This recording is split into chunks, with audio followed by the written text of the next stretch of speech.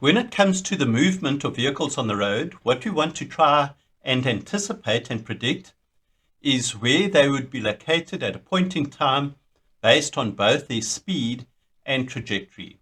And this applies to both vehicles that we can see as well as vehicles that we cannot see, because very often you will find, and you'll notice in the clips that follow in the montage section, we can predict the movement of vehicles that we cannot see by the behavior of vehicles that we can see.